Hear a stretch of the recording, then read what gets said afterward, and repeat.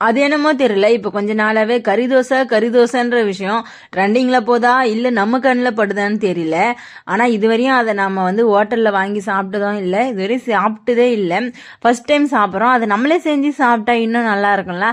அதனாலதான் நாங்களே செய்ய ஸ்டார்ட் பண்ணிட்டோம். அதுக்கு நம்ம ஃபர்ஸ்ட் ஆனியன், டொமேட்டோ, கறி எல்லாத்தையும் ஸ்லைஸா கட் பண்ணி எடுத்துக்கின்னு ஒரு பேன்ல இது எல்லாத்தையும் போட்டு வதக்கி மிக்ஸ் பண்ணி மசாலாலாம் போட்டு கிரேவி மாதிரி செஞ்சு எடுத்து வச்சுக்கணும். தோசைக்கல்லை எடுத்து அடுப்புல வச்சு தோசையை ஊற்றி அதுக்கு மேல மொட்டையை ஊற்றி அதுக்கு மேல நம்ம செஞ்சு வச்ச இந்த சிக்கன் கிரேவி எடுத்து அப்படியே ஸ்ப்ரெட் பண்ணி விட்டு இந்த பக்கம் ஒரு திருப்பு இந்த பக்கம் ஒரு திருப்பு போட்டு எடுத்து சாப்பிட்டோம்னா அப்பா டேஸ்ட் வேற லெவல்ல இருந்து. இதெல்லாம் எப்படிதான் மதுரைக்காரங்க கண்டுபிடிக்கிறாங்களோ தெரியல. இது மதுரையில ரொம்ப ஃபேமஸா. நீங்க மதுரைக்கு போனீங்கன்னா மறக்காம இதை சாப்பிட்டு வாங்க.